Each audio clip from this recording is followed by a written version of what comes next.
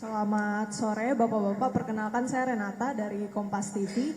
Pertanyaan pertama mungkin ini kan berkaitan dengan begal Pak. Kemarin Komisi 3 bahkan menyoroti peristiwa begal yang terjadi di Lampung yang dimana meminta kalau polisi itu jangan ragu untuk langsung tembak saja. Nah kalau dari Polda Metro Jaya ini melihat upaya-upaya yang harus dilakukan menyikapi peristiwa begal ini seperti apa? Itu yang pertama. Lalu yang kedua mungkin ada update terkait dengan penjambretan WNA yang terjadi di kawasan HI. Mungkin juga bisa diupdate ke teman-teman. Terima kasih. Oke. Tadi, Mas? Sama? Ya, silakan.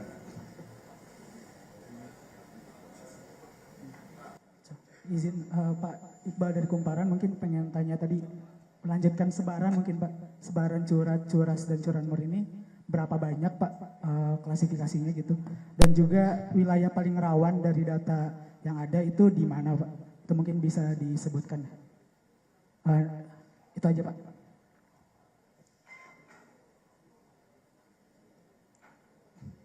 Oke, kita jawab dua pertanyaan dulu ya. Silakan, Pak Dir. Baik, terima kasih rekan-rekan sekalian. Yang pertama, bagaimana menyikapi peristiwa begal yang saat ini sedang cukup banyak viral di media sosial. Oleh karena itu, rekan-rekan sekalian, hari ini kami sampaikan kepada rekan-rekan beserta masyarakat bahwa kami terus berupaya maksimal. Ini adalah bentuk upaya kami merespon cepat dan menyikapi berbagai kejadian yang terjadi di wilayah hukum Polda Metro Jaya. Di samping itu, kami juga sudah menyiapkan, rekan-rekan mungkin hari ini melihat ada suasana yang berbeda di belakang kita.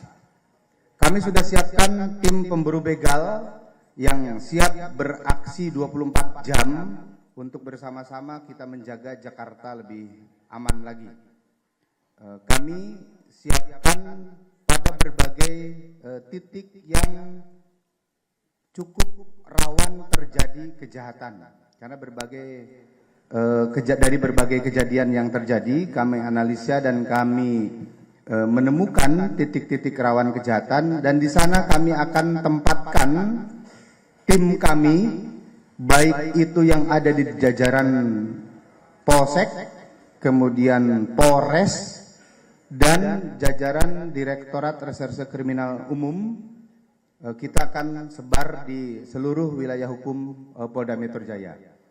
Kemudian juga kami sedang membangun kolaborasi dengan rekan-rekan yang aktif di media sosial untuk saling berbagi informasi, karena kita butuh kolaborasi yang aktif agar kita sama-sama bisa bergerak respon cepat. Kecepatan kami mendapat informasi akan membantu kami untuk cepat mengungkap perkara yang atau kejadian yang terjadi.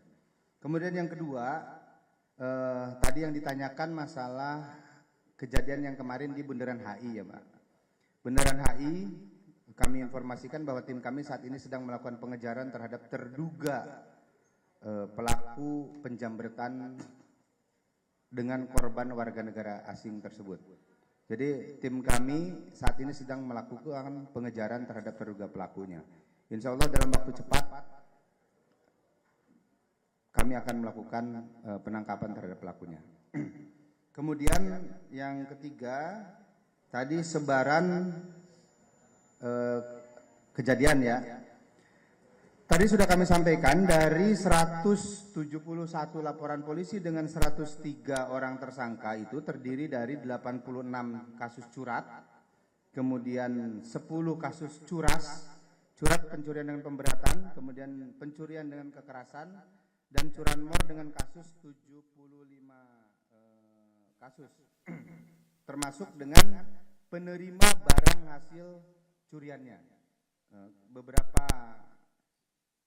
perkara yang terkait dengan penerimaan barang hasil curian kejahatan saat ini sudah kami lakukan juga penahanan di rutan Polda Metro Jaya. Kenapa ini kami lakukan dari mulai hulu sampai hilir supaya bisa memberikan pembelajaran bagi para pelaku maupun bagi kita semuanya.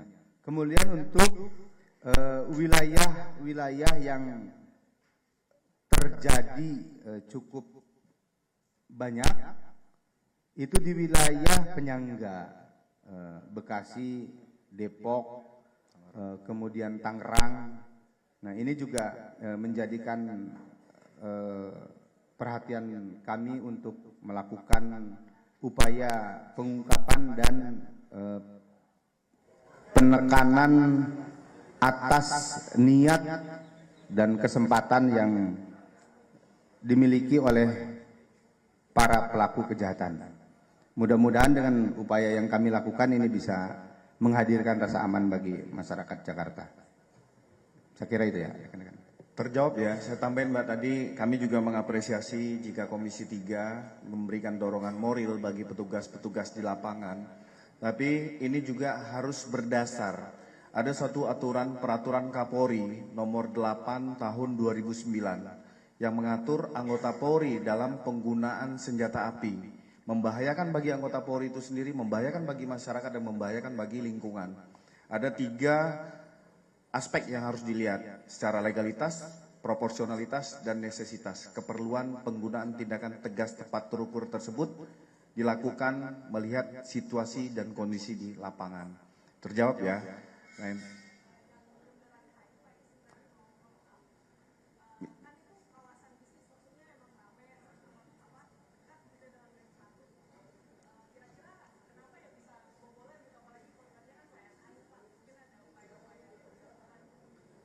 Oke, kita melihat kejahatan itu bisa terjadi di mana saja dan kapan saja. Tidak melihat suatu wilayah itu, justru dengan kepadatan masyarakat muncul keabayan dari masyarakat itu sendiri untuk terhadap jiwa raga harta bendanya. Dia mengambil pada saat orang lengah rata-rata menggunakan handphone di jalanan yang abai. Dia tidak berpikir bahwa kondisi itu bisa dia menjadi korban. Nah, jadi kejahatan dalam konsepnya suatu kejahatan tidak melihat ruang dan waktu. Begitu juga dengan tempat.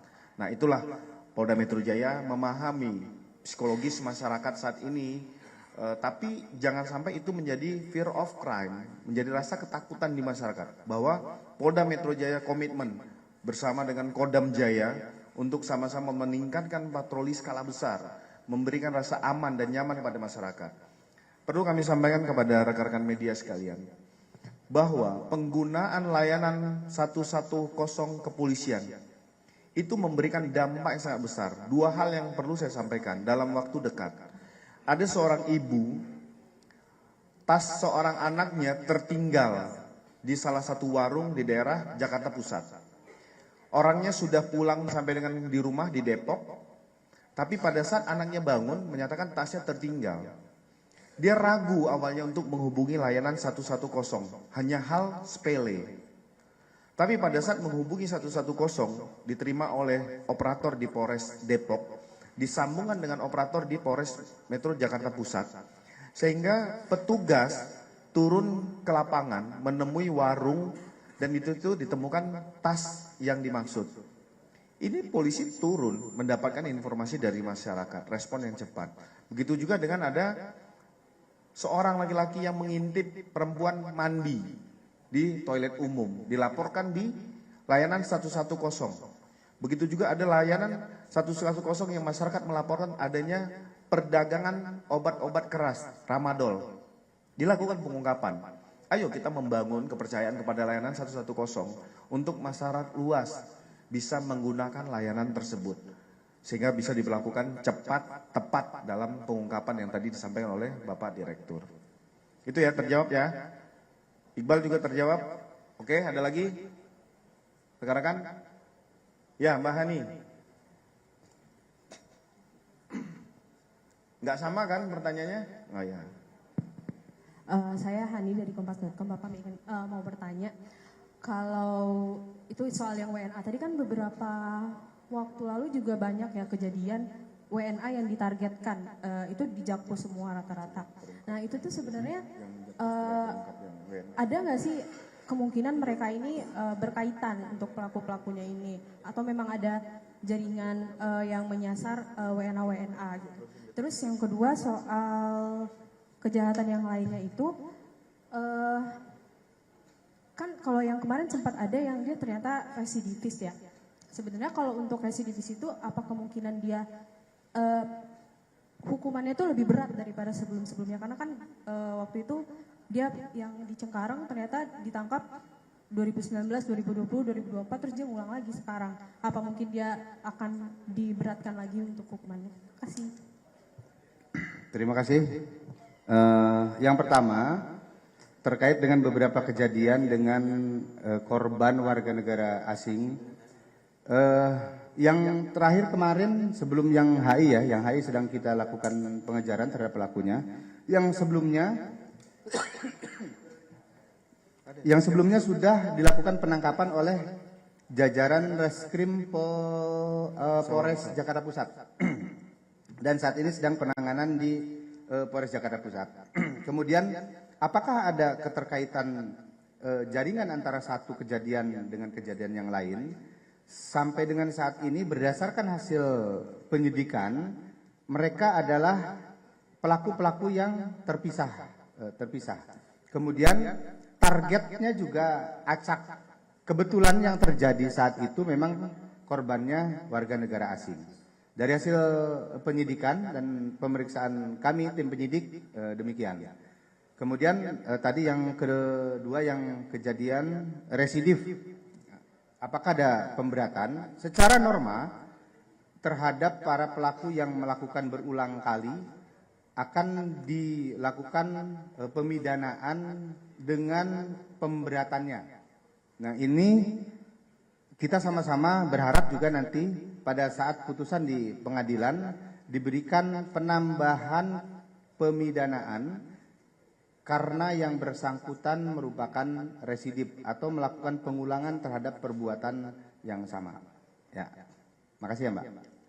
Saya tambahkan ya Mbak Hani, yang kejadian di daerah Jakarta Pusat, yaitu di daerah Polsek Sawah Besar, di mana korbannya warga negara Jerman.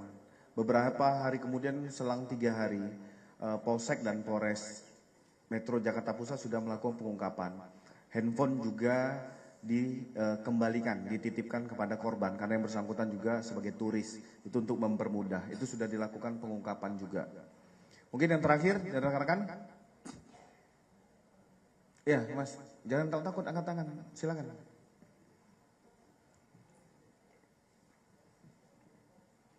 Tes.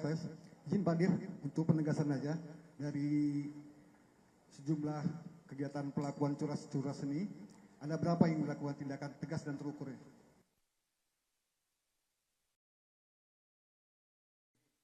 Mas yang kacamata.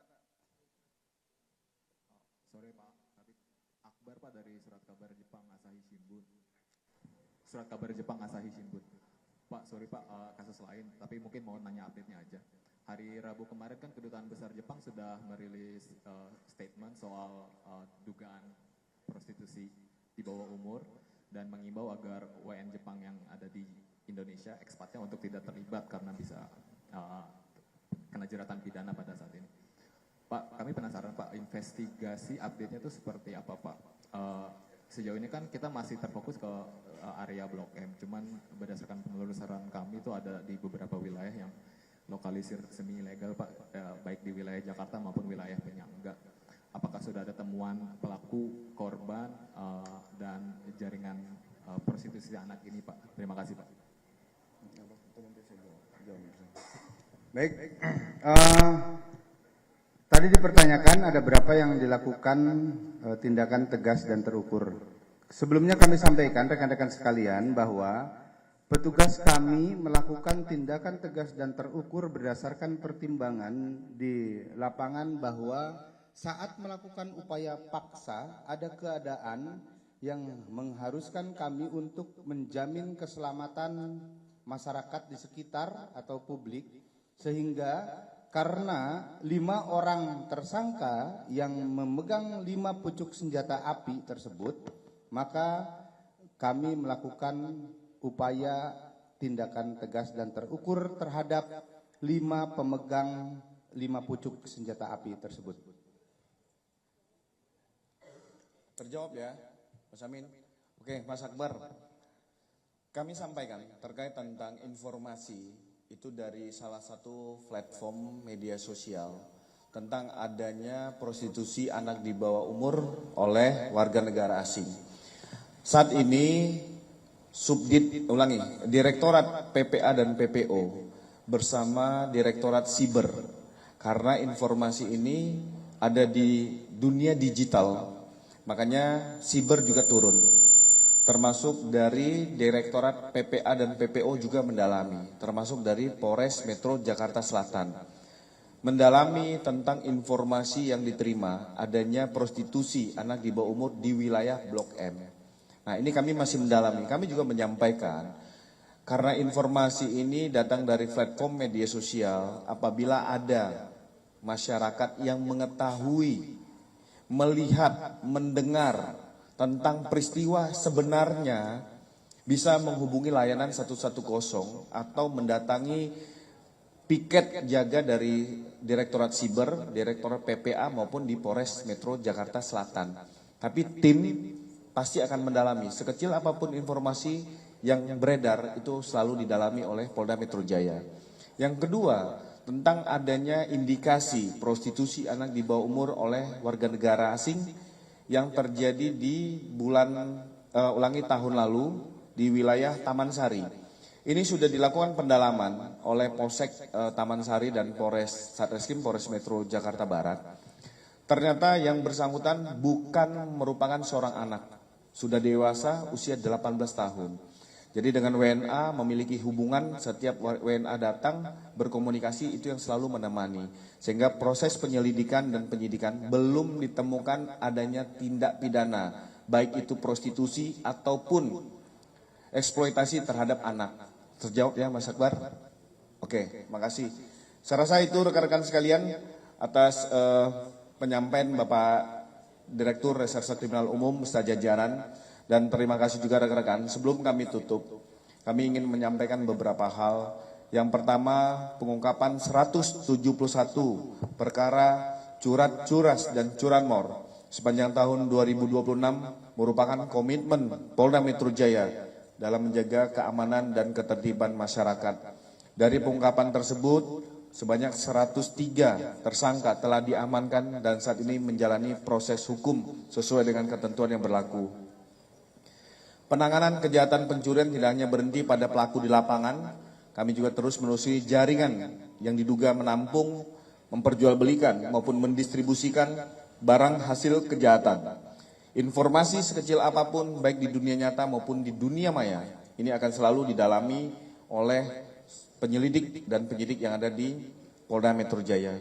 Kepada seluruh masyarakat yang pernah menjadi korban kehilangan kendaraan, baik kendaraan, handphone yang disita dari hasil konferensi pers di Ditreskrim Polda Metro Jaya hari ini, kami menyampaikan apabila barang-barang tersebut adalah milik para masyarakat, silakan melaporkan pada Subdit Jatanras, Subdit Resmob, dan Subdit Ranmor. Ini bisa akan dititip rawatkan ataupun dikembalikan kepada warga masyarakat tanpa dipungut biaya.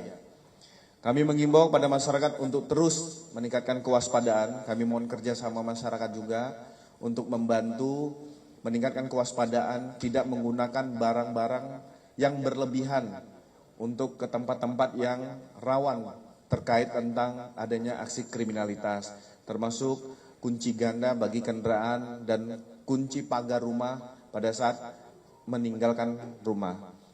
Polda Metro juga mengajak kepada seluruh warga masyarakat apabila melihat, mendengar, mengetahui suatu peristiwa ataupun kejadian-kejadian mengganggu Kamtibmas ataupun kejahatan jalanan, tidak sungkan untuk menghubungi layanan 110 kepolisian, karena ini bisa membantu dengan cepat. Polri hadir sebagai pelindung, pengayom, dan pelayan masyarakat. Setiap langkah kepolisian diarahkan untuk menghadirkan rasa aman, melindungi masyarakat, menjaga ketertiban di ruang kehidupan bersama. Sekali lagi terima kasih rekan-rekan sekalian atas kehadiran rekan-rekan. Wabillahi taufiq wal hidayah. Wassalamualaikum warahmatullahi wabarakatuh. Om Santi Santi Santi Om.